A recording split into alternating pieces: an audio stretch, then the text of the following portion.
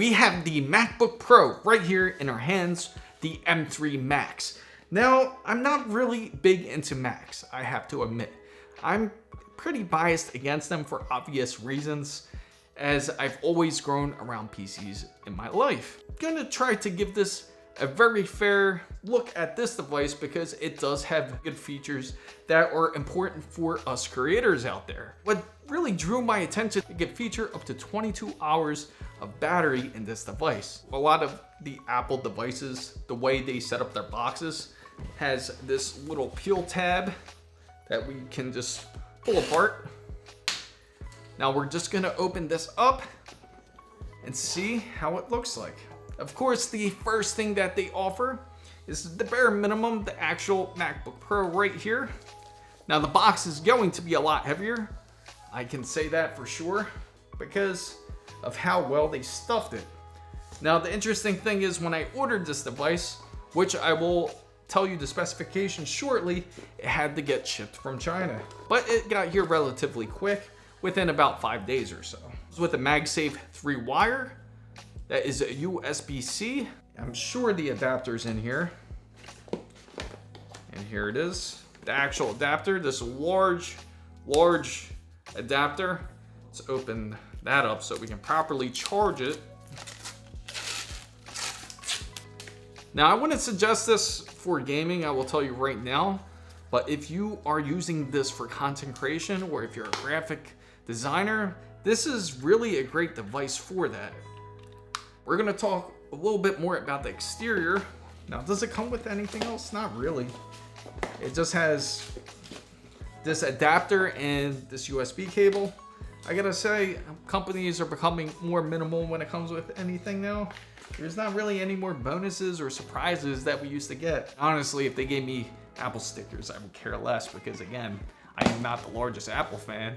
But it is great to use. It's a great tool to have, especially if you do create content or if you are a photographer, videographer. We're gonna open this up. Kind of feels like gift wrap paper.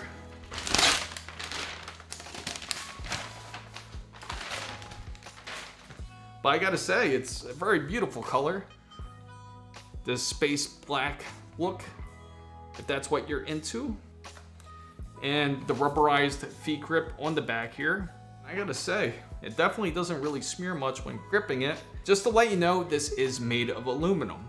100% recycled aluminum, which I'm not a big fan of. Again, not coming in Apple, but I'm just going to the reality of it. The problem with recycled aluminum is that all steel are made of a molecular structure. Over time, with any type of steel, if it's being reused, the molecular structure is not going to be as tough as it was once originally made. It does feel solid and very nice laptop, I gotta say. It kind of, in a weird way, kind of feels like a little bit hollow. Take a look at that. Beautiful large trackpad. And it turned on automatically, even though I didn't really want it to turn on automatically because I still gotta charge up this device. It does have this screen film. It does have a nice chiclet keyboard that is backlit, and it has this trackpad. Let me shut this real quick before we go any further because I want to charge this device first.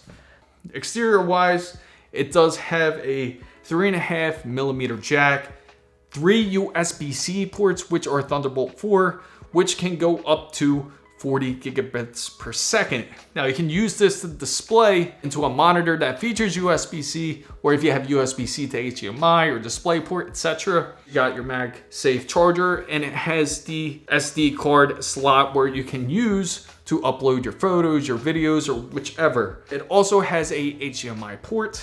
So without further ado, let me charge this up so we can talk a little bit more about Apple's MacBook Pro M3 Max. Now it looks like the MacBook Pro is fully charged up. MacBook Pro M3 Max has the feature. So let's open this up. It kept talking to me while it was asleep. We have the MacBook Pro all fully set up. Now let me tell you the specifications that I decided to go with. Now this is the M3 Max Pro. It does have up to 16 cores, as 12 performance cores, and 4 efficiency cores. It also features the 40-core GPU I did choose to opt in for. Automatically by default, you can pick out 48 gigabytes of RAM if you choose to go with that option. Of course, you can expand more, but it has to be ordered. I opted in for 64 gigabytes of RAM as I figured that would be best for my needs. Now you can go up to 128 gigabytes of RAM if you choose to. Now if you get the smaller GPU count, you get the 30-core GPU, then you can max out at 96 gigabytes of RAM. If I didn't mention it, the 40-core can go up to 128 gigabytes. Now, I do have a 1 terabyte drive inside of this MacBook Pro. You can choose to opt in all the way to 8 terabytes. Now, if you choose to upgrade the terabytes in your drive, if you just want to upgrade it another terabyte, it was $320. I felt that was a bit ridiculous, especially you can purchase an external drive for a much cheaper price. You can purchase a 4 terabyte drive for $300 USD. Originally, I didn't like Mac because the pricing isn't really that great, but it's understandable for certain aspects of this laptop. Now, the battery does have up to 100 watt hours. It has the Retina XDR display that Apple loves to feature. Practically, it's just mini LED. Resolution is 3456 by 2234. It has a large, beautiful display, which is great for HDR. It has up to 1000 nits. Now, the contrast ratio is a 1,000,000:1. Features a wide color gamut. This is great for people that love to edit videos. This is great for that, especially if you're a graphic designer or when you work on photos. This will capture every detail that you need. It also has 100% dissipation. What I missed from the Zephyrus G16 is that it did have a gorgeous OLED display.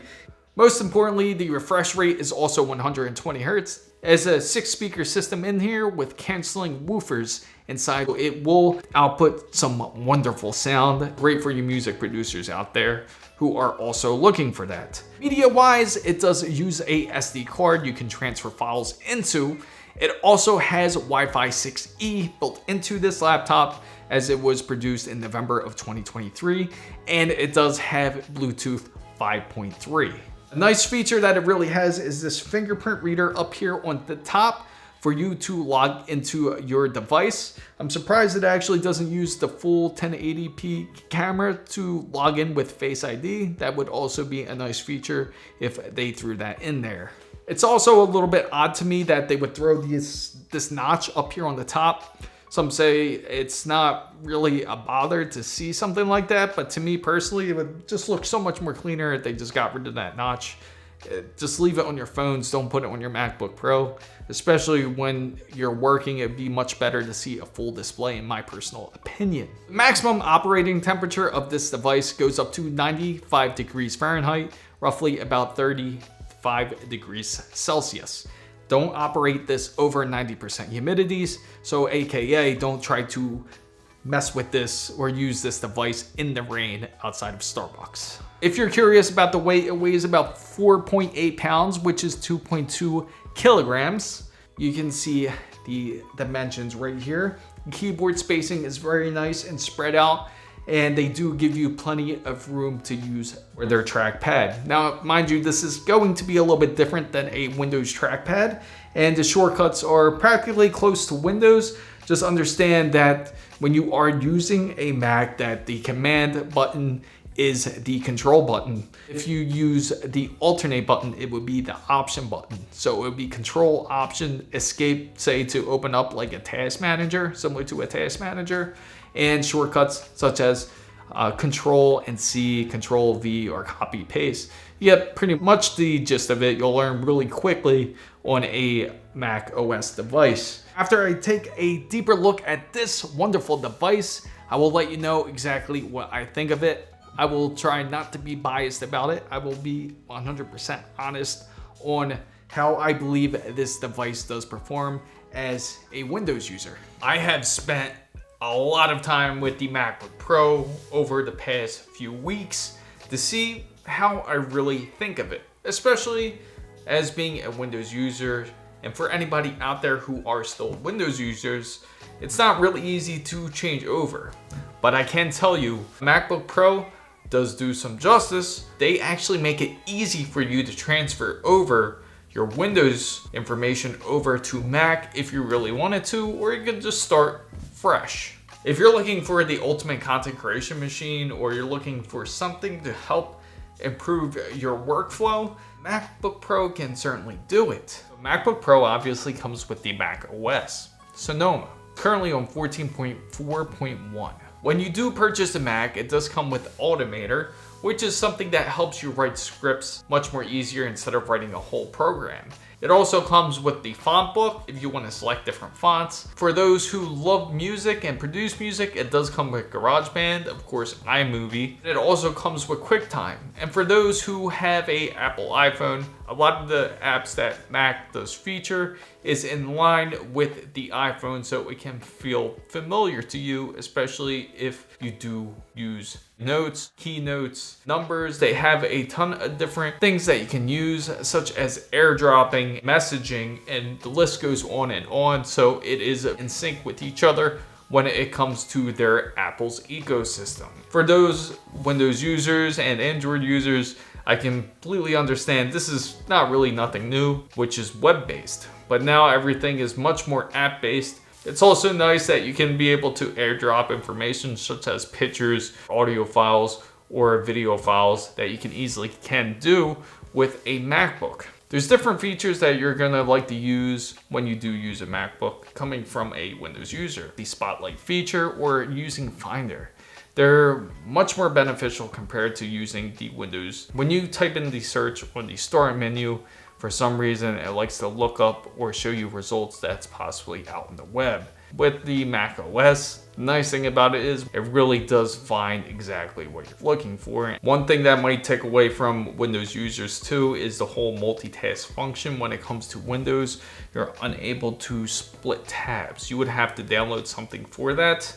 So if you like to multitask, definitely download something out the App Store, because then you're gonna have to constantly switch screens. TouchID is a nice feature, but when you don't use your MacBook Pro for a while, it will still ask you to input your password. Just know that when you do use a Mac, that it will have a separate password for your MacBook Pro, and then of course your Apple ID is also a separate password, so it kind of could be a pain when you deal with that. Every once in a while, you're not going to be too sure if it's asking for either your Mac ID or if it's asking, not your internet Mac ID, but for your MacBook Pro ID or for your Apple ID. Typically, when you go into the App Store, it'll ask for your App ID.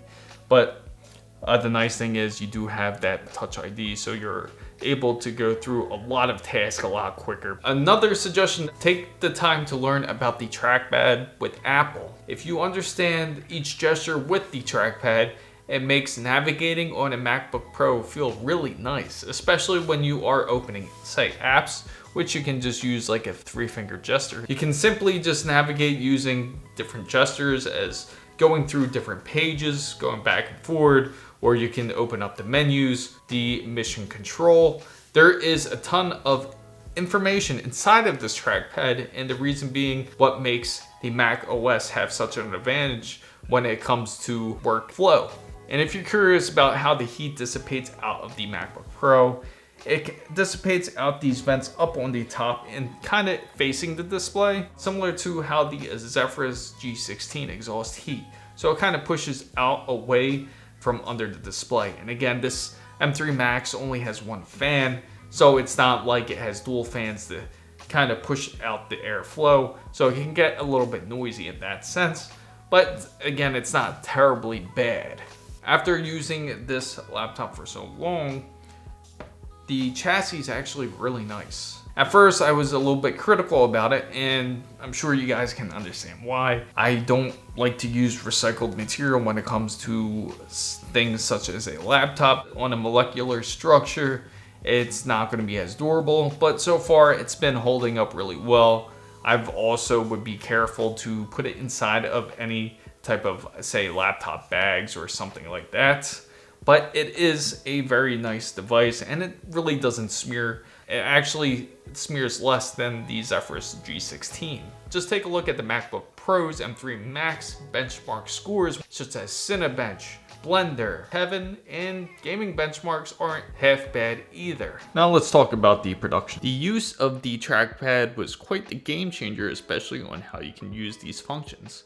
It almost makes you really not want to use a mouse for a MacBook, just because of how they make this really simplified. You could easily zoom in into your timeline very easily, and you're able to drag your mouse cursor flawlessly with little to no issues. I used the MacBook Pro M3 Max to create the last video, as you saw.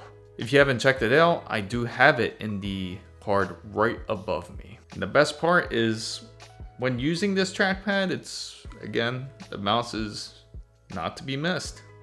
And now when it comes to encoding and everything, it's really not that bad. You can get an idea of how quick the MacBook Pro M3 Max really does encode, and it also does an excellent job with the temperatures, as it doesn't really reach as high as compared to, say, the 14-inch model. As you can hear the fan noise from the MacBook Pro M3 Max, it can get a little bit noisy, but not enough to irritate you, especially more than likely you're not going to sit down and watch videos encode. So you can see the encoding temperatures. It could reach as high as up to about 84 to 87 degrees Celsius, even as high as up to 90.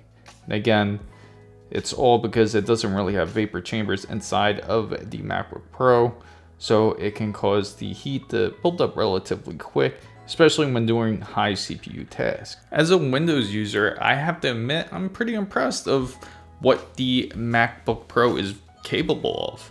I could understand what the temptation is in order to switch over to the Mac OS, but don't get it twisted.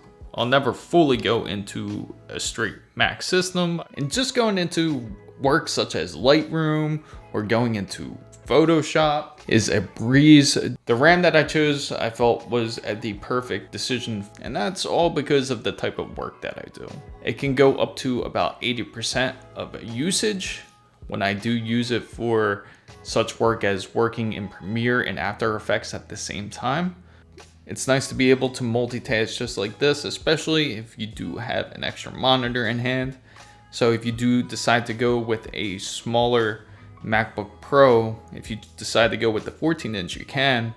I do notice that the 16-inch is perfect for what I need it for, and I feel that the 14-inch would personally be a little bit too small for my use, even though it would be a lot easier to travel with. The MacBook, it does have 3 USB-C Thunderbolt 4 ports, so you can easily hook this up to your external display. You can hook up to 4 monitors with the M3 Max. Now I can show you how the gaming looks with a MacBook Pro.